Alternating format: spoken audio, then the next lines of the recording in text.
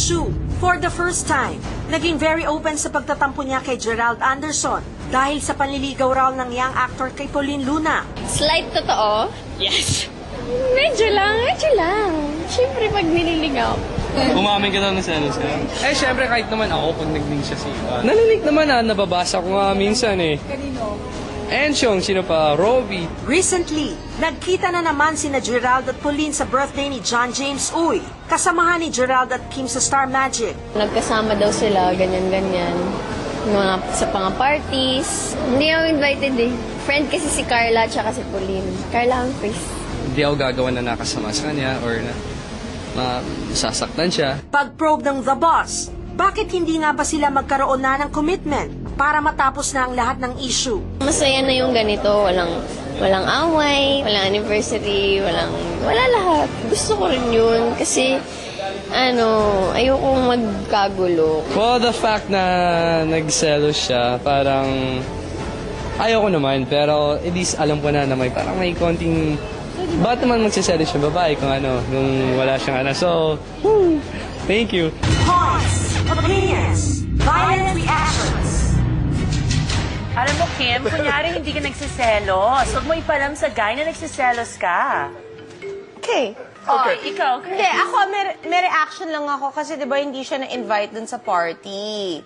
Alright, Sino? party ni? That John James had okay. a party, Gerald went there, that's why nagkita sila ulit ni Pauline. Because Pauline, di ba, is friends with Carla, the Humphries. girlfriend. Why? Carla and Kimba are quarreling? So, Hindi, basta okay. sinabi na hindi invited So, si hindi Kim. grupo siguro. So Alright. ako naman, kung ako si Gerald, na alam ko na gano'n ang sitwasyon, I would have called up John James and said, bro, pare, whatever, tol, pwede bang isama? Di ba gano'n ang tawagan nila? That's proper, Whatever, yes. bro, pare, Bro. tol, whatever, one of those. Kami nga, bro, ang tawagan namin sa mga friends di ba? ko. Okay. Can I bring Kim with me? why, Diba? why is he gonna bring Kim? Mag-on na ba sila? No, syempre Syempre, nandun si clueless Pauline. Kung nag-voice out na yung girl na medyo affected siya doon, i-prevent mo naman because, Right. let's be honest, ang lakas ng love team nila, Okay. di ba? At kung ako naman si Gerald, papangalagaan ko yung love team na yan because si Kim naman yung grand, what do you call it? Winner. What, Right. Pinoy Big Brother. Grand Teenage winner. Big winner. Okay. Di ba? Ako So, naman, siya yung sikat. simple lamang. Alam mo, Kim, Gerald, Mali ba tayo? Pero sabi niyo naman ba ako? Oh my God.